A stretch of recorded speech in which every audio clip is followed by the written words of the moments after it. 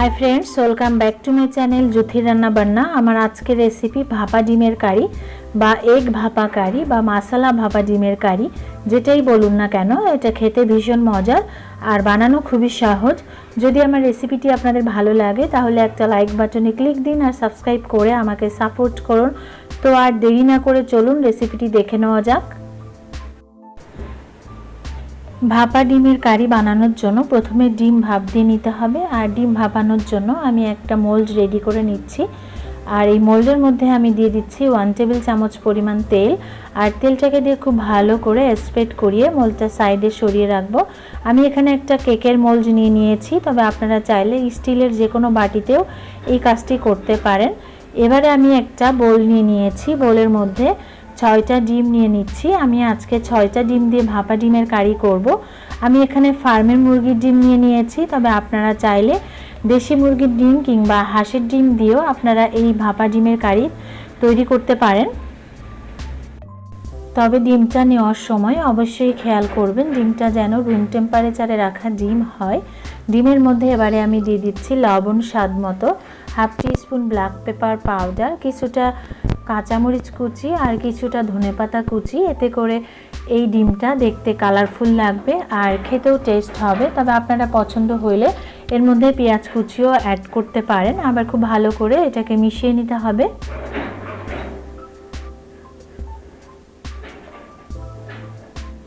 এটাকে মেশানো হয়ে গেছে আর আগে যে মোল্ডটা আমি রেডি করেছিলাম সেই মোল্ডের মধ্যে ডিমের ব্যাটারটা দিয়ে দিচ্ছি।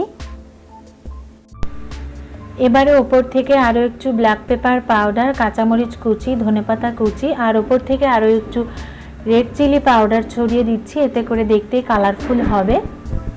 এবারে চুলায় আমি একটা কড়াই বসিয়ে দিয়েছি আর তার মধ্যে দিয়ে দিচ্ছি কিছুটা জল আর জলের উপরে একটা স্ট্যান্ড বসিয়ে দিয়ে তার মধ্যে আমি ডিমের বক্সটা বসিয়ে দেব আর এইভাবে ডিমটা ভাপিয়ে নেব।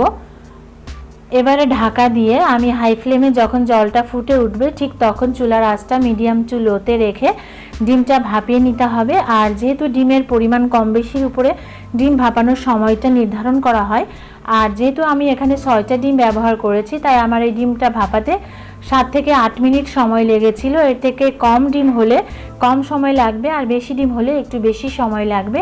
এই যে দেখুন 8 মিনিট পর আমি ঢাকাটা খুলে আপনাদেরকে দেখাচ্ছি।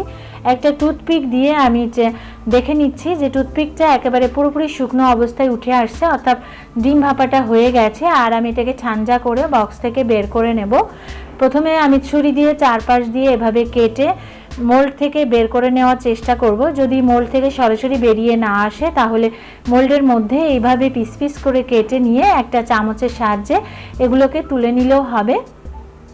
যেহেতু এটা কেক নয় তাই সরাসরি মোল্ড থেকে অনেক সময় উঠতে চায় না, সেক্ষেত্রে একটা চামচ দিয়ে এভাবে বের করে নিলেও হবে। তো আমি চামচ দিয়ে এভাবে ডিম ভাপাগুলো পিস পিস করে কেটে নিয়ে বের করে নিয়েছি।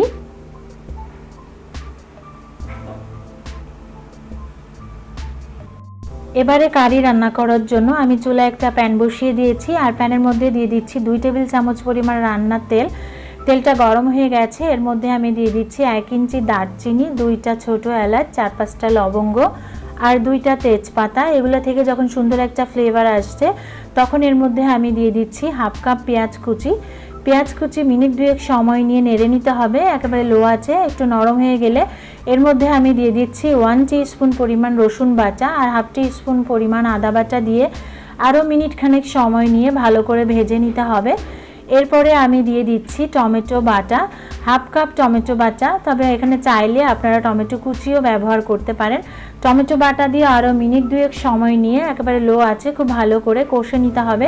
এরপরে আমি একটা মিক্সড মশলা করে নিচ্ছি আর তার জন্য একটা বাটিতে নিয়ে নিচ্ছি হাফ টিস্পুন জিরে গুঁড়ো, হাফ টিস্পুন ধনে গুঁড়ো, হাফ টিস্পুন হলুদের গুঁড়ো আর হাফ টিস্পুন লাল মরিচের গুঁড়ো দিয়ে জল দিয়ে খুব ভালো করে মশলার মিশ্রণটি তৈরি করে নিচ্ছি। মশলার মিশ্রণ তৈরি হয়ে গেছে। এবারে এই মশলার মিশ্রণটি আমি দিয়ে দিচ্ছি। যেহেতু টমেটোটা 2-3 মিনিট সময় নিয়ে ভালো করে কষে নিয়েছি আর মশলার মিশ্রণটি দেওয়ার ফলেও আরও কিছুটা জল দিয়ে আমি মশলাটাকে খুব ভালো করে কষিয়ে নেব। দিচ্ছি লবণ স্বাদ মতো আর সামান্য একটু চিনি দিয়ে দিচ্ছি, এতে করে টেস্টটা একটু ভালো আসবে আর কালারটাও সুন্দর হবে। এই মশলা কষানোর সময় একটু সময় নিয়ে খুব ভালোভাবে মশলাটা কষিয়ে নিতে হবে। আমি ঢাকা দিয়ে একেবারে লো আঁচে মিনিট খানিক সময় নিয়ে মশলাটাকে কষিয়ে নিচ্ছি। এরপর ঢাকা খুলে আবার কিছুটা নেড়েচেড়ে দিয়ে আবারও ঢাকা দিয়ে আরও মিনিট খানিক সময় নিয়ে মশলাটা কষে নিচ্ছি। এতে করে মশলাটা খুব ভালোভাবে কষা হয়ে যাবে। এই রান্নার টেস্টটা মূলত মশলা কষানোর মধ্যেই আসবে। মশলাটা যত ভালোভাবে কষানো হবে রান্নার টেস্টটা তত ভালো হবে। আমার মশলাটা কষা হয়ে গেছে আর ওপরে তেলটা পুরোপুরি চলে আসছে। আমি এখানে 1 কাপ জল দিয়ে ঢাকা দিয়ে মিডিয়াম টু লো আঁচে রেখে জলটাকে খুব ভালো করে ফুটিয়ে নিচ্ছি। অর্থাৎ জলটা যখন এই পর্যায়ে খুব ভালোভাবে ফুটে আসবে তখন আমি ডিমের কেকগুলো এখানে দিয়ে দিচ্ছি।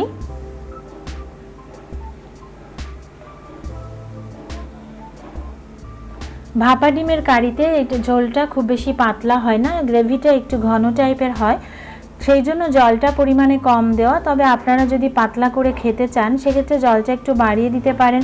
তবে এই রেসিপিতে অবশ্যই একটু ঘন গ্রেভি খুব ভালো লাগে। ঢাকা দিয়ে 4 থেকে 5 মিনিট লো আঁচে রান্না করে নিতে হবে। এরপরে আমি এই পর্যায়ে ঢাকা খুলে কয়েকটা আস্ত কাঁচামরিচ দিয়ে দিচ্ছি, এতে করে সুন্দর একটা ফ্লেভার আসবে। আর এরপরে আমি দিয়ে দিচ্ছি হাফ টি স্পুন গরম মশলা লাস্ট পর্যায়ে। এটা দিয়ে আরও 2 থেকে 3 মিনিট ঢাকা দিয়ে স্ট্যান্ডিং টাইমে রেখে দিতে হবে। তবেই রেডি হয়ে যাবে আমার আজকের ভাপা ডিমের কারি। আর দেখলেন তো কত সহজে রেডি হয়ে গেল আমার আজকের ভাপা ডিমের কারি। আশা করি রেসিপিটি আপনাদের ভালো লেগেছে। ভালো লাগলে লাইক, কমেন্ট, শেয়ার করুন আর সাবস্ক্রাইব করে পাশে থাকা বেল আইকনটিতে ক্লিক করুন, যাতে করে সবার আগে আমার ভিডিওগুলো আপনার কাছে পৌঁছে যায়। সবাই খুব ভালো থাকবেন। Thank you so much.